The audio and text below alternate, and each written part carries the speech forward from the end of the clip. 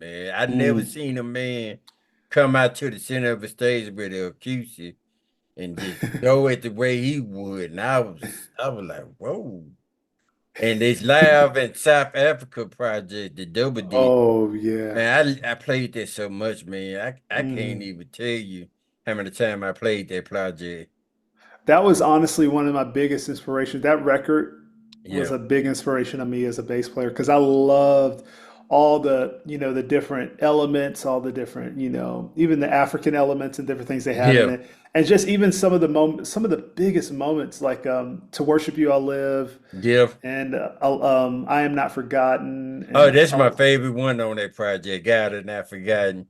oh yeah. Oh my gosh. It's just so so good. I was so that was like very influential record. I was Israel and New Breed is definitely probably Yeah. one of my biggest influences. Maybe even Ty Tribbett as Yeah. well. Yeah. Ty Yeah. Tribbett musically is a huge influence. I think he changed the game of gospel, period. When he came out with the Victory Project, Oh it seemed yeah. like everything just totally changed. Even with shout music.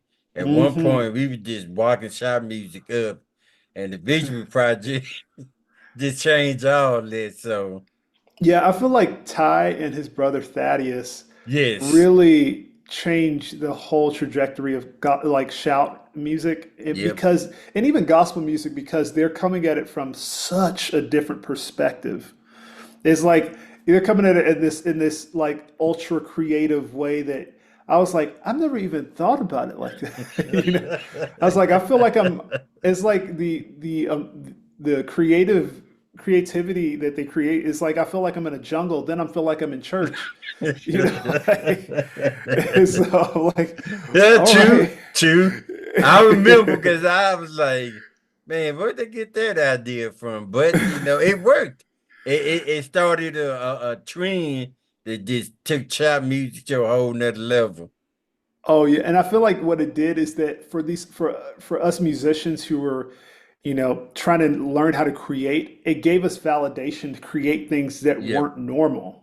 Because I yep, think sometimes when we create music and we play bass and we're, doing whatever in music, we we feel like we have to make it sound like something else, which I do think a big part of creativity is mimicking at the beginning mm-hmm, aspects. You're mimicking something to get it note for note like it, but then eventually you have to kind of create your own voice when it comes yes, to it.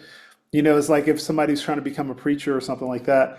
They may be listening to TD Jakes and hearing every single word that TD Jakes say, and then and then like whenever they actually are trying to make their own ministry, make their own thing, they can't be using everything he said. You have to have your own relationship. You have to have your own way, your own knowledge when it comes exactly. to putting it out. And I think it's the same way with creativity, is that sometimes these ideas when you hear people like Ty Tribbett and even Kirk Franklin, Yeah, his and the way his music has influenced and just kind of making things less churchy and more just like for easy listening for even people outside of yeah, the church world.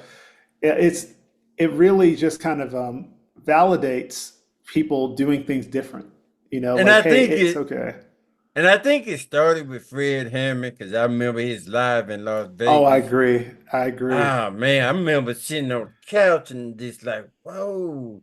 And he come out playing the bass and the lights and Marvin McCready on the drums. And I was like, oh. I'm but man, I remember them days when gospel music was, like you say, people putting their own flavor on it and breaking the barrier of what they thought gospel music should sound like.